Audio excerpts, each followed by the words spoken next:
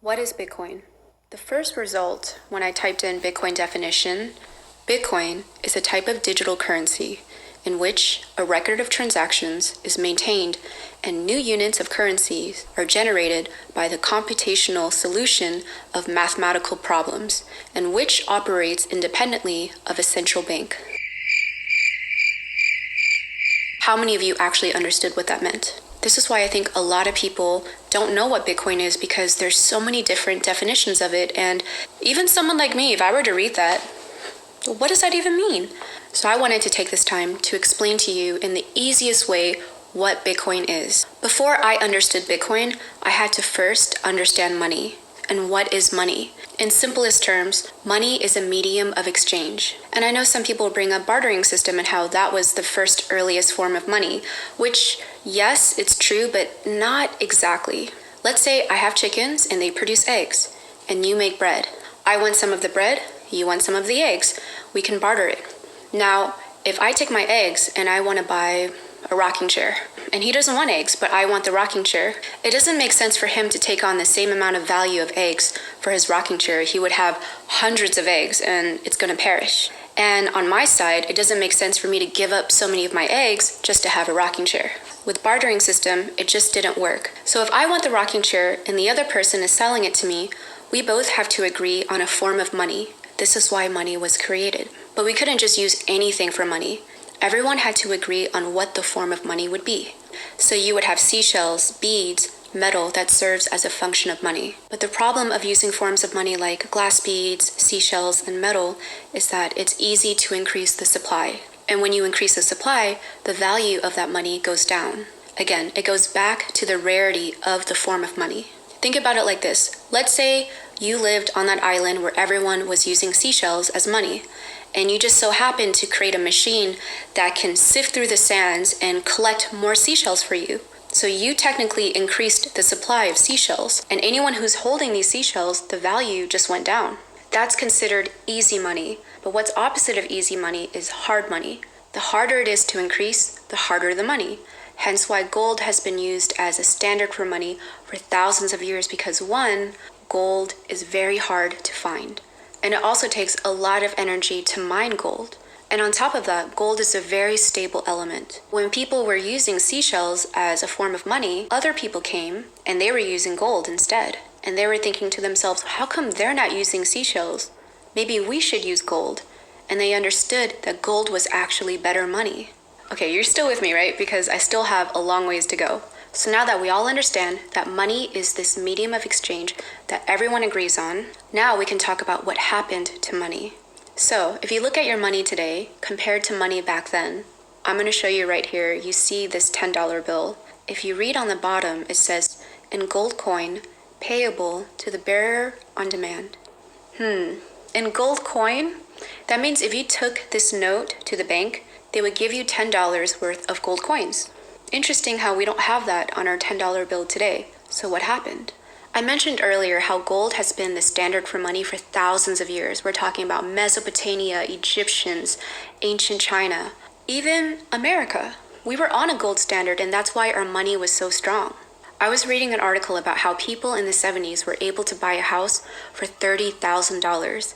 That's not even a down payment. You could fully buy a house for just $30,000. Just look at how much houses cost today. And you could technically say, well, with inflation, that's good, right? Because that means our money is stronger. But actually, it's the opposite. That means our money is weaker. So what happened? How come things are more expensive today? It goes back to easy money. We started to increase the supply of our money. And that's why we have inflation. Everything is so expensive. Now, some people will tell you and reassure you that inflation is good for you. It's good for the economy. And to be completely honest with you, inflation just helps the rich people, not the middle class and not those who are struggling. The assets I'm holding, like houses, appreciates in value. It's more expensive, so that means I can make more money. But that's not fair for people who don't own houses. How are they going to be able to buy a house? Everyone is now seeing the effects of inflation. Even Thanksgiving this year, an entire Thanksgiving meal was double the price compared to last year. We're told that a healthy average inflation rate is around 1 to 3%. This year, the official number is 6%. And bringing it back to easy money this is what happens when you print too much. and the value of the dollar goes down. And it's not just affecting America. This has been affecting other countries for years. So in 2016, Venezuela entered hyperinflation. Their inflation rate reached 274% in 2016, 800% in 2017, 100,000% in 2018. Imagine buying chicken for $100. I'm showing here on the screen, this was tweeted by Michael Saylor. So there's 1.1 billion people in the world who are hurting right now, and they're experiencing double-digit inflation. We only have 6%. Some of these countries, like look at Venezuela, it's over 1,000%. And going back to easy money, everyone has been printing so much, increasing the supply, and so the value goes down. And so this is where I bring in Bitcoin. So what's opposite of easy money? Again, it's hard money. What makes Bitcoin hard money? The supply of Bitcoin does not increase. There's only 21 million units of Bitcoin, period, point blank. There'll never be more Bitcoin. And if anything, because a lot of people lost their keys earlier, there's, I believe, 4 million Bitcoin that just boop, completely gone. Once you lose your keys, it's gone forever. And so actually, the supply of Bitcoin is smaller, which drives the value up. Number two, similar to gold, it takes a lot of energy and work getting Bitcoin. I want to talk about Bitcoin and energy on another video because I already know I could predict in the comments, people are going to say Bitcoin pollutes, yada, yada, yada. But instead of just reading what the narrative is telling you online, like do your own research. Think for yourselves. Don't be a sheep. You will learn that Bitcoin actually incentivizes people to be more efficient with their energy. And on top of that, we need to produce more energy. I don't actually understand people who say we need to use less energy. If we want to become interstellar species, we actually need to consume more energy. We need to create more energy, but we need to be smarter about it. We shouldn't be using and exhausting resources that is actually hurting our planet, which I totally agree with that. So again, I'll talk about energy on another video, but let's go back to Bitcoin and how it is a hedge against inflation. Just like I talked about earlier, if you're holding money, your money is actually losing value year over year, and this is a fact. And we see that this year with inflation, it lost 6%.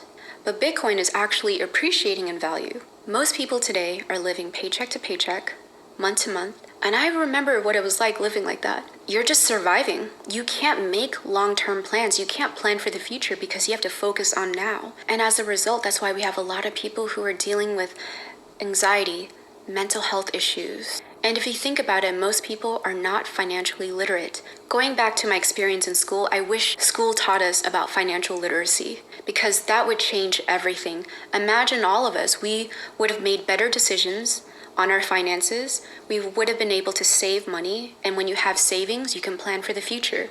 But it's interesting how they didn't teach us that. And so a lot of people racked up debt and they're in a really shitty situation. Why do you think Squid Game was trending? Because most people in the world relate to those players because most people have debt, and debt is the antithesis of what Bitcoin is. Sorry, I went off on a tangent. I'm going to try and create a better form of Bitcoin content where it's more digestible. I'm kind of practicing right now, so bear with me, please. But if you're still with me, Bitcoin is a hedge against inflation because, like I said, the supply of Bitcoin is not increasing. It's actually getting smaller, and it's getting harder and harder to mine them and to get them. I know in the past, when I was recommending people to buy Bitcoin, I think the price was at like $5,000. People were saying, I can't afford it, Michelle. Why are you recommending something that's so expensive and so volatile?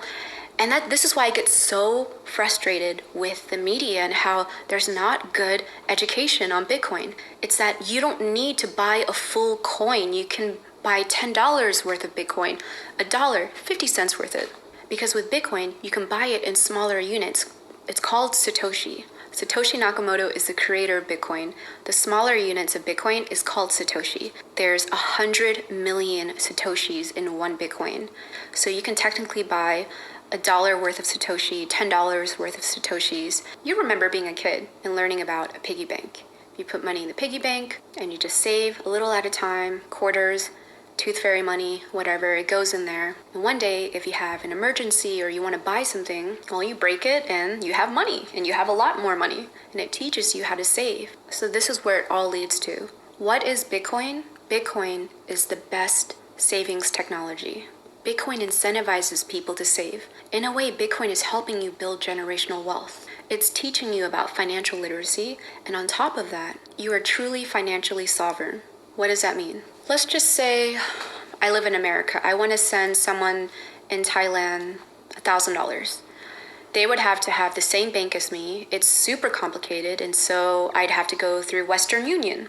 But Western Union takes a huge fee. And you think to yourself, well, what is that fee covering? They just gave like an arbitrary number and we have to accept it and we have no other choice. Now with Bitcoin, all that other person needs is a wallet. Anyone can open up a wallet. And all I have to do is send Bitcoin to their public wallet and they receive it. And that's it. And usually the transaction fee is like nothing. We put so much of our time and energy into making money. And this money is worth something, right? But every year, if this money is losing value and everything's getting more expensive, people have to get more side jobs just to make ends meet. And they become so busy that they have no personal time for themselves. Because at the end of the day, we're not just economical beings. We are also human beings on this planet. We're not meant to only work. We're meant to live, be alive, be philosophical, be spiritual. But how do you have time for that if you're literally living day to day? You're probably wondering, Michelle, I have no money. How am I supposed to get Bitcoin? Let's just say that I was struggling and living day to day. I would find ways to stack Satoshis. Everyone shops. Even if you don't have a lot of money, you still need to buy things. And this is not sponsored or anything, but I did invest in this company. It's called Lolly. It's very similar to Honey. With Lolly, you shop. You don't get cash back, you get Bitcoin back as reward. So Lolly is actually a great way to passively collect and stack Satoshis while not really changing your spending habits, because you're just changing where you're buying stuff, but you're not actually putting money into buying Bitcoin. You're earning Bitcoin you're earning Bitcoin as a reward. And it stays on their custodial wallet for I think up to like 30 days, and then you can move it to your own private wallet if you want, or you could leave it on there. But again, if you truly want to be sovereign, you have to hold your keys. If you don't hold your keys, it's not your coin. And again, I'll probably do another video doing a deep dive about that, but it's just like, I can't just do one video where I explain everything about Bitcoin because it's very overwhelming and I'm still to this day learning so much more about it. And I think that's why it's so exciting, because you never stop learning. Another thing I would do is, it's like the piggy bank thing, a quarter at a time or $1 at a time. Just put it in Satoshi. So there's two places I know of where you can buy Bitcoin and the transaction fee is really low. Strike was created by Jack Mallers, who is an advocate of Bitcoin, and Strike's transaction fee is very low. I think it's like almost 0% in fees. So let's say you just want to allocate $5 a week to Bitcoin, or $10, or $20, or $100.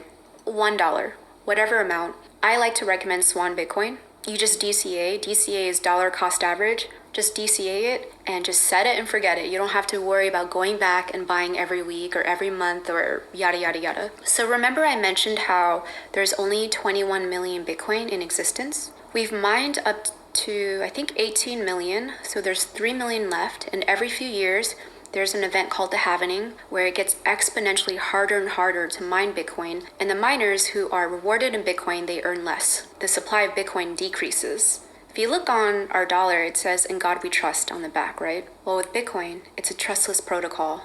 You don't need to trust it, you verify it. I feel like I have so much more to say, but there's just so much, and literally my batteries are about to die, and I'm also thinking about what other things I can talk about, but I hope that you can at least do your research. I'm recommending books like The Bitcoin Standard is an amazing read.